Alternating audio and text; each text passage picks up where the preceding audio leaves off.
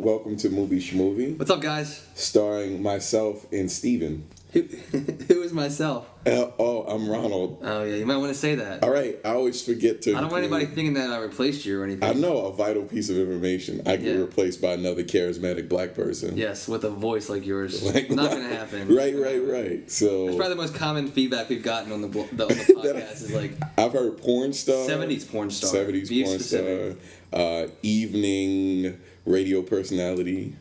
Like the nightlight kind of stuff, like right. Sexy music that sort of thing. Which is strange because I don't think I sound like that, but that's because I'm. If you think that Ronald sounds like that, feel free to email us at movieschmovie@gmail.com. Please. Speaking of that, there's several other places you can reach us. Facebook.com/movieschmovie, movieschmovie.net, which is basically our hub where we have news. We post the newest podcast there. It's pretty much like our lair where we pretty much dwell there and put our entries about movies we like, things we're interested in. It's our place. Yeah, I mean, that's definitely our base station, but we also have like the Twitter accounts, iTunes, Mixcloud is the other place we host it. Yeah. But I mean, there's lots of ways to reach us, but definitely go to movieschmovie.net. That's where we kind of post the news and everything. We try to throw up as much as we possibly can, so... I know you kind of get tired of us saying it, but, it's kind of like a little indie thing that we do on our own, so it's kind of required, and we apologize for sounding like broken records, but definitely try to help promote this and tell some people to check us out. Definitely. So this is episode 13, right? Episode 13, man. Episode 13. Lucky or not lucky, I don't know. Right. I feel like it's kind of lucky. It's a weird number, odd, but we're here. I'm excited because it's actually a movie that was really excited to see, and stars one of my favorite actors, and probably the only man that I'd be willing to go to the other side for. Oh yeah. Yeah. Bradley Pitt. Mr. Bradley Pitt. Bradley Pitt in Moneyball, starring himself. Brad Pitt. Yeah, Brad Pitt. Jonah Hill and Philip Seymour Hoffman. Yeah, a lot of big names in this film. Yeah, Bennett Miller. Yeah, Bennett Miller. Good movie. So, but before that, we're going to do our 90-minute review, which you're going to touch on because I haven't seen the movie yet. So yeah, actually, I'm pretty excited about this one. We had somebody write in for this film. I think it was Jeff. And Warrior is the film. It came out a few weeks ago.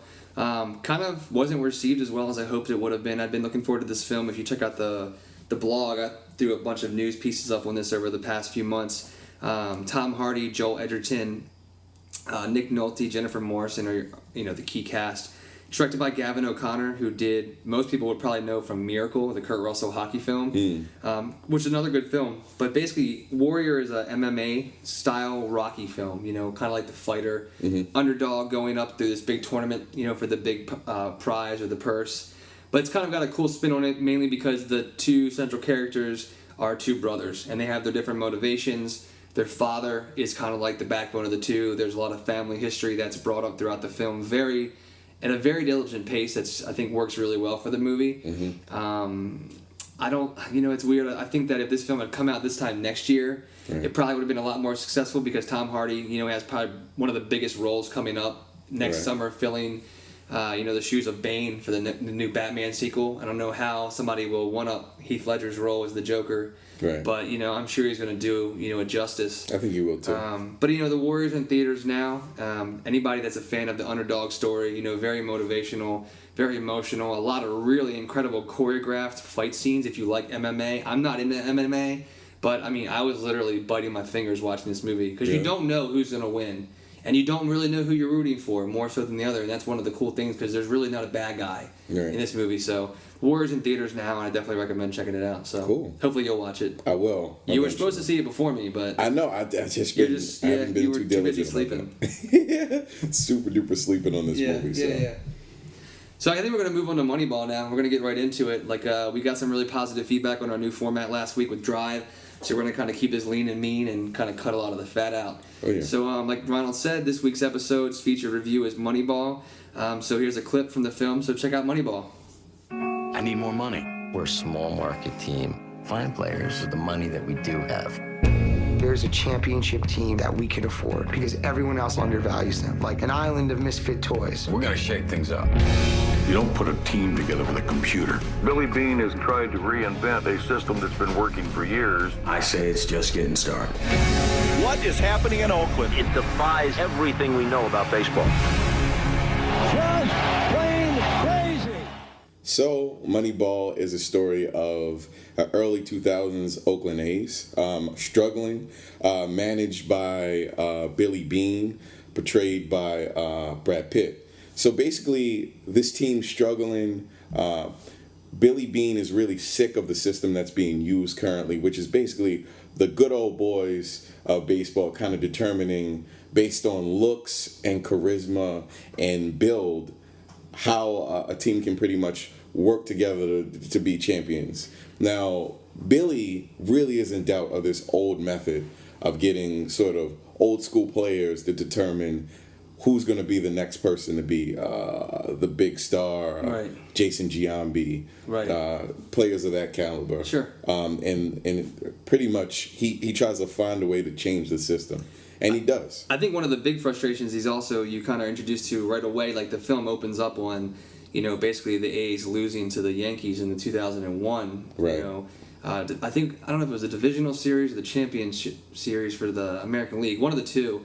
But immediately he knows that they're losing key players like Jason Giambi, right. Johnny Damon, and Isringhausen because of payroll. Right. And that's one of the big factors that the film talks about. The film is based on a novel, that was basically, written by Michael Lewis. I think it came out in 2003. Mm-hmm. But the idea of Moneyball really is this, like you kind of alluded to, the idea of not having to work within the good old boy system. The fact that the Yankees payroll is $110 million and a team like the Oakland Athletics, can barely afford a $30 million payroll. How do you make your team competitive and return to a championship series the following year when you lose your three marquee players to teams that can pay them more? Right. You really can't. And that's kind of what we examined through the film, through a couple different systems that we're introduced to. But I mean, that is pretty much the backstory.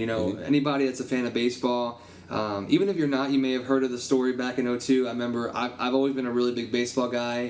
Baseball has gone downhill the past 10 years, which is really saddening. But this is one of the last really big things you remember from baseball in the early 2000s is the Oakland Athletics winning 20 games in a row. Right. Breaking a record that I think was nearly 100 years old, that maybe never thought was going to be broken. Right. And along with things like the home run record and Cal Ripken's Iron Man streak, it was an era that baseball was it was at a peak, and unfortunately it's gone down, but it also marked a point in baseball where the thought process changed.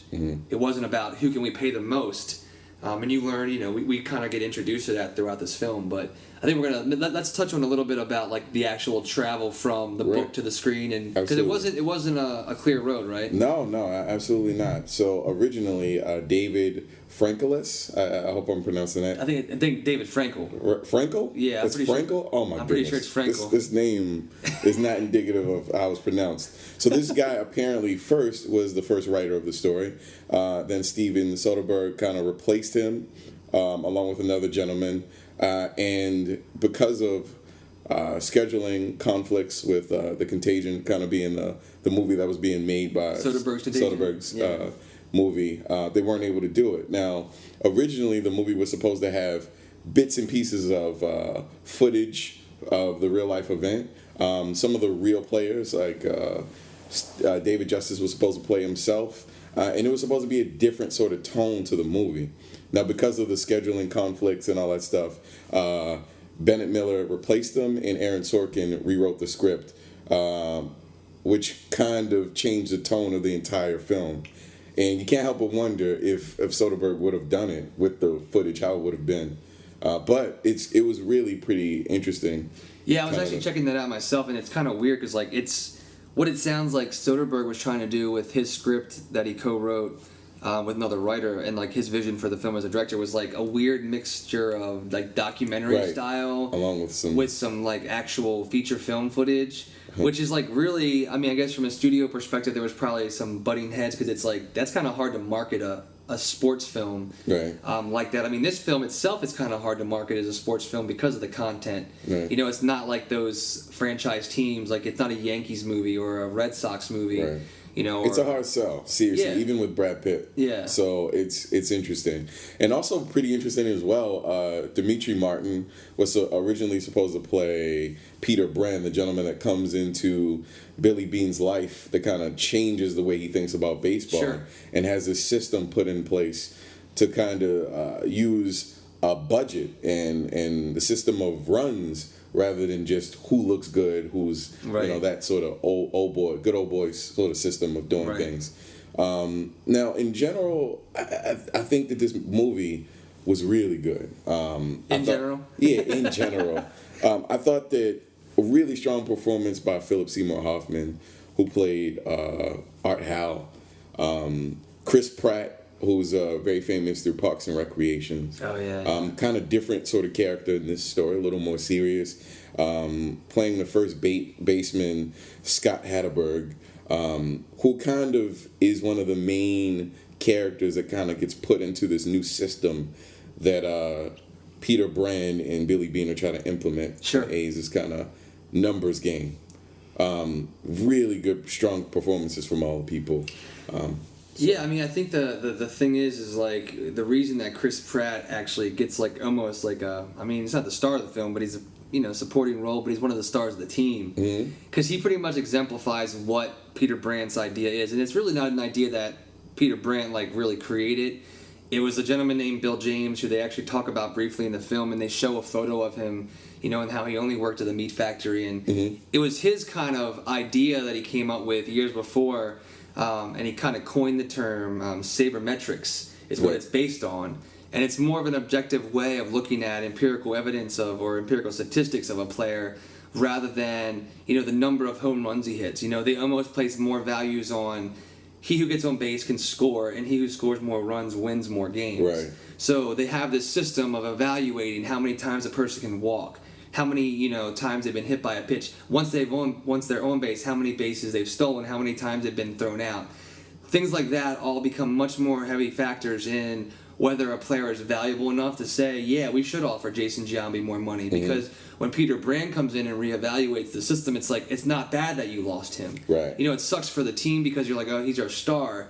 But he has an idea of like, instead of trying to replace somebody, replace Jason Giambi with a person. Right. What their goal is basically to replace him, in the aggregate. Let's find 3 players for the amount of money that we were paying him, that their collective value in terms of how much they can get on base will help us score as many runs as he did. Right. And at that point in time, it was ludicrous. Like teams were not using it. Really strange because football and basketball use these methods constantly and have been for a long time. Yeah. But it just kind of speaks to the culture that exists in baseball for so long, just kind of uncompromising, some of the older players kind of determining what makes a good player.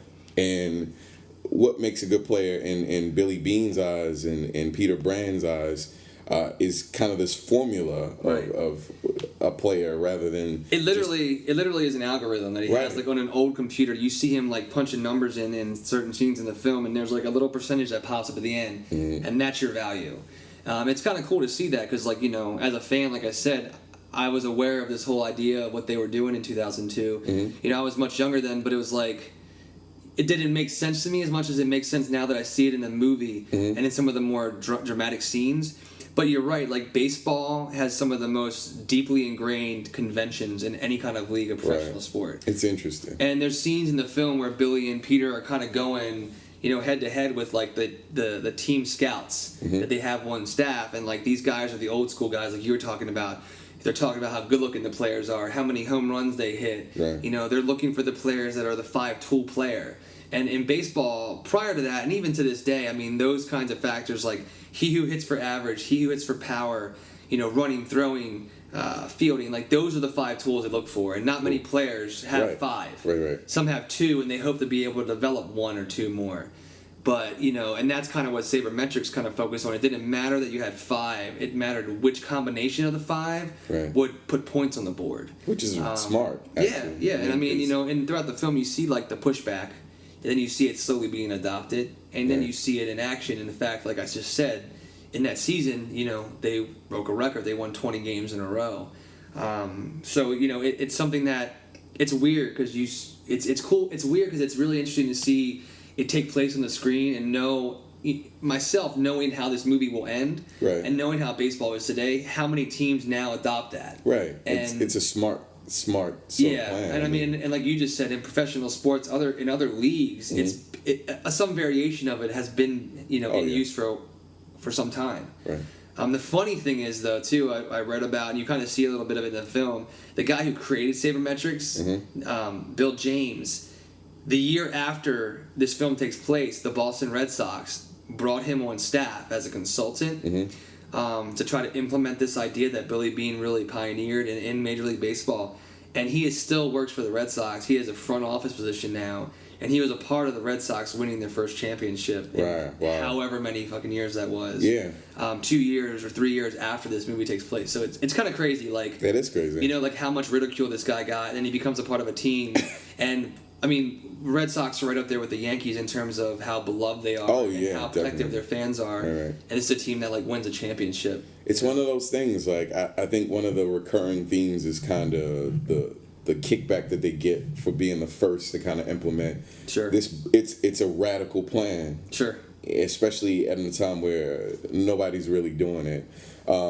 It's cool. I mean, I read up on the script a bit, and there were some liberties that they took, which I think it happens with movies. Right. Art Howe, for example, I read an article.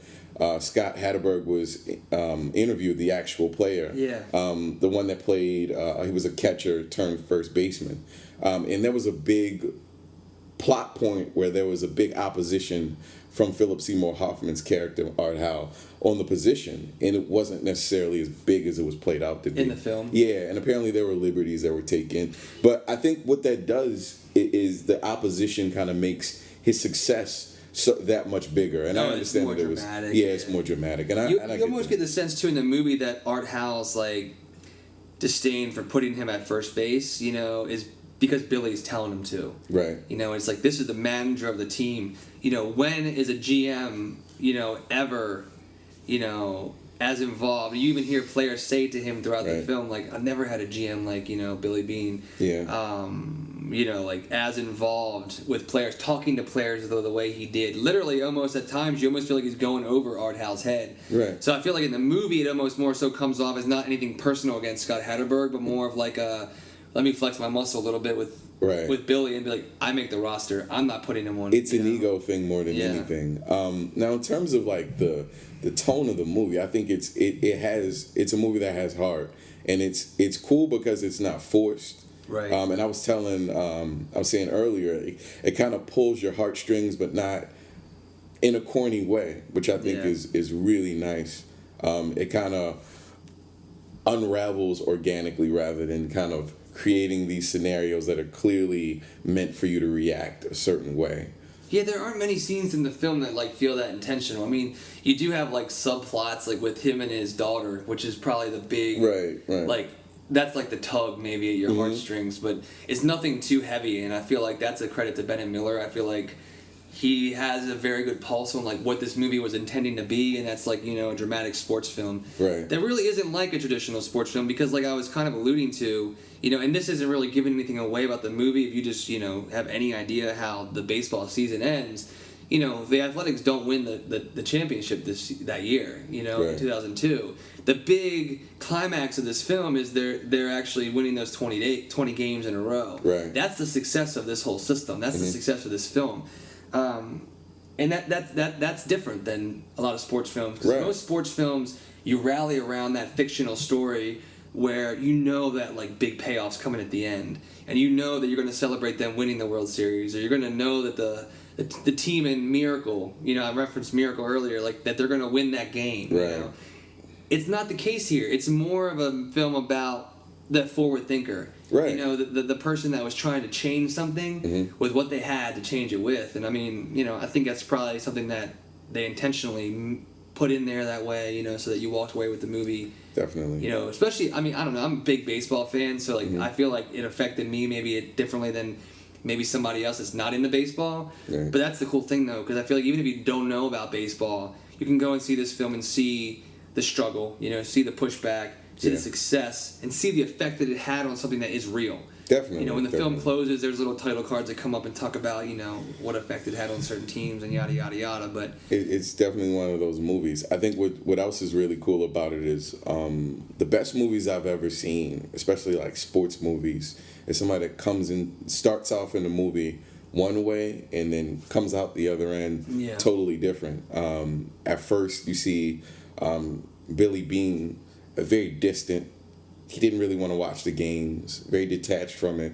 And as the movie progresses, he's a lot more involved. He's shaking hands. He's friendly. He's buddy. And he was once a cold guy that kind of forgot why the sport was amazing as it was. Yeah. And then he's reminded during the course of the movie of what makes it what it is and what drives him and why he's in love with it and why he's involved in it.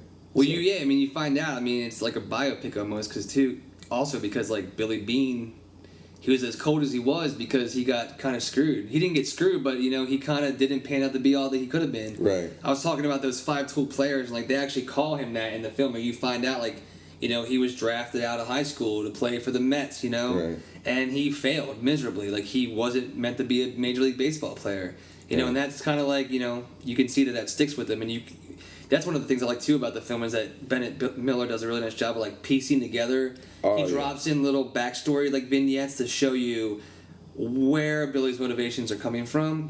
What he's been through, how he made a decision at one point in his life for the money, and now he's trying to make a decision in another way for the game in a way. If you think.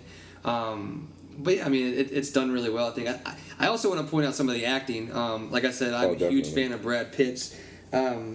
Anything he does, I pretty much like just because he's associated with it. I'm not gonna lie. Mm-hmm. I'd be very, very challenged to find a movie that I didn't like that he was in. Maybe if he was in it in a small role, possibly. Mm-hmm. But I think his marks a really big point in his career. Because I think it's like him crossing over into like a more of a leading man territory where his looks aren't what is leading about him. Right. Like it truly is an actor. It's a meaty role for him. And I cannot believe that he's 48 years old. Like I think. Or what? Yeah, what? I wish you could see Ronald's face right now. Brad Pitt is 48 years old. He's 48 years old. He's kind of he didn't. I know what you mean. Yeah. He's finally. I didn't want to say this. He's finally getting into George Clooney status in terms of. Sure, George Clooney is an incredibly handsome guy, but I don't care about that. When I see him in a movie, his acting is what drives his roles. And I feel like that's something that you and probably even myself sometimes have trouble detaching from who that person is. Right. And I think like somebody like Brad Pitt, he's so charismatic, he's so good looking, like everybody loves this guy, or for most parts, those who hate him for the whole Jennifer Aniston thing, myself not included. But I think that I almost more so see it as more a step towards like a Robert Redford path than George Clooney. George Clooney, I think, is a little bit of a different, in the same area, but a little bit of a different path. Oh, yeah. But I totally understand. I even think that he kind of looks like Robert Redford a little bit in this film at certain scenes, like in The Natural or such. But I think Brad Pitt just like bites this off, in one big piece and chews it up. I think he does a really nice job. I wouldn't be surprised if he gets his first Best Actor nomination this year. Depends what comes out for the rest of the year. Right. But to also give credit to Jonah Hill, who I think does a really nice job going with a role that's not as traditionally comic that he's done. It's almost like a neat little buddy combo, like a buddy movie with him and Jonah Hill, with Brad Pitt and Jonah Hill's characters. He still has space to be kind of silly in it, which I really enjoy too. And there are a couple scenes where you kind of get that little shine through of like, the crazy Jonah Hill, like his little mannerisms or like what he says without saying something, maybe with some of those weird facial looks that he does, Right. But I think the interplay between them was really good. And I know you mentioned Dimitri Martin supposed to be in it. I like Dimitri Martin. But I think that, I don't know that the chemistry would have been as good. I think Jonah Hill and Brad Pitt really worked off of each other very well. Right. I also loved Stephen Bishop, who played David Justice. Now, this guy has absolutely no experience prior to this in terms of large parts. He's played little pieces of characters in Friday Night Lights and Girlfriends and... Oh man, love Friday Night Lights. Right, so he was also in The Town as a character named Derek. But in general, this guy, the guy that played David Justice, kind of is one of the the newer players that come into the system, and he is opposed to kind of playing along with the idea of playing his role to make the team work. Yeah. Just like Brad Pitt initially is opposed to being who he needs to be to make this team work. And what that means is immersing yourself in the team dynamic in order for people to understand how you're going to implement something so radical to a otherwise traditional sort of system. Sure. So he comes in with David Justice, and there's a scene where Brad Pitt kind of says, you have to play your role or this shit won't work. Yeah. And at that point, they respect each other, and that's pretty much the beginning of the change that happens in the story. And I love this guy in this movie. He was so good. Chris Pratt, I said that already. He's really good in it as well. Kind of a family man, very likable. I liked it. I liked it a lot. So. Yeah, I mean, a lot of supporting cast. Like, Bet definitely showed up and, pardon the pun, came to bat. But, I mean, I just truly think it's a Brad Pitt film up and down. Definitely. You see him learning from Jonah Hill's character and vice versa in the film. Even learning from, Art Howe, played by Philip Seymour Hoffman. Like, even though it's not the best of situations, like, you can tell that something is happening. And his daughter, of course, learning from his daughter. Some really good scenes between the two of them. I just really am glad, like, I get to see him in a role that's not as traditional as he takes. He's cool as all hell in Ocean's 11. Movies that I know he's coming up in, like, World War Z, which I'm really excited for. Zombie film that's going to be ridiculous. Incredible. Yeah. But, I hope he gets credit for it. I know he's a pretty face, and I know he's got some respect within the industry, but I think it definitely marks a step in the, the true movie star that I think he is. Hopefully the movie does well, and he can, the money follows that reputation, because I think that would help the film if it was able to make some money. But up and down, I think it's a well-made film. I would say at this point in the year, it's probably on my top 10 list. Personally. Definitely. I definitely would like to see the film again. But yeah, Moneyball, it's in theaters today. Definitely check it out. Let us know what you think of it. If you do take a recommendation, hit us up on the email or on the Facebook page. We'd love to hear what you think. Moving into our last kind of segment on the DVD show. quick picks, right? DVD quick picks, yeah. So go first. I chose a movie that's not even closely related in terms of subject matter. Not even close. Jonah Hill is in it. Okay. I chose CYRUS, which is a movie that came out in 2010. John C. Reilly, Marissa Tomei, Matt Walsh. Good movie. It's basically about a gentleman that played by John C. Reilly just getting divorced, and he meets beautiful Marissa Tomei, and the situation is amazing. They have a spark. He wants to date her, but in his way stands CYRUS, who is 24, 25-year-old gentleman living at home with his mom. Right. Who he was into making electronic music, does not leave his mom's side, and John C. Reilly has to kind of conquer this kid, this man-child, to win the love of Marissa Tomei. So it's a good movie. It's awkward. Yeah, there's a lot of awkward. I've seen it myself. There's a lot of really uncomfortable scenes in it. Oh yeah, but that's what makes it so funny. There's kind of, I don't know, the awkward thing that kind of has been existing with like movies lately, especially movies with John C. Reilly in them. I love the discomfort that he's put in, and he puts people in movies. He makes you uncomfortable when he is made uncomfortable. Oh yeah. So CYRUS is definitely a movie worth renting. So that's cool, man. Yeah, definitely check it out. I've seen it. It's good stuff. For my quick pick, I'm actually going to go with a more mainstream popcorn blockbuster of a film. Cool. Mission Impossible 3. Yowza. Really random, but not really, because you have Jonah Hill and CYRUS, and I have Philip Seymour Hoffman in Mission Impossible 3. Right. You mentioned really liking him in Moneyball. I actually thought he was maybe one of the weaker links in Moneyball, personally. I think because his screen time was kind of not really there. Yes, it is. But I love Philip Seymour Hoffman. He actually was played Truman Capote in Bennett Miller's Capote film that actually got Bennett Miller Best Director nomination and won Philip Seymour Hoffman a Best Actor award. Yeah. I picked this film because it's one of my other favorite films that Philip Seymour Hoffman is in as a bad guy. And I think he is fucking awesome as a bad guy. Scenes that he's in this film, you know, one-on-one with Tom Cruise. I'm a big Tom Cruise fan. I love the Mission Impossible series, even 2, which was not that great. I'm very excited for the new one coming out later this year. But I think this really kind of revitalized the franchise. You know, I think it did take a misstep with Mission Impossible 2. J.J. Abrams jumped up on board for this film. It was his actual first feature film as a director. He had done shows before, like Alias and Felicity, other serials for TV, but this was the first film that he really did, and he went big with it. Actually, might be one of my favorite. I think it might be my favorite Mission Impossible. I really liked the first one, but Mission Impossible 3 was so action-packed and set the series back up for, you know, it to take on another film, which we're going to see in a few months. You know, Billy Crudup's in it. You know, Simon Pegg's in it. Maggie Q's in it. What a killer cast. It's a good cast. And one of the most shocking scenes I remember in film, like the first time I saw it, when Kerry Russell gets shot with that thing up her nose and her eye goes crooked. I remember seeing it in theater and literally dropping my jaw. Like, I'm pretty prepared for movies, but I don't know, that was really random. It was good. I mean, like, it jumped at me. Philip Seymour Hoffman, which I love. The one thing I loved about him in that movie, he's like unrelenting. Like he does not give a shit. Evil fucking person in that movie. He has no concern for anybody that does not have anything to do with his goal. I like him in that monotone.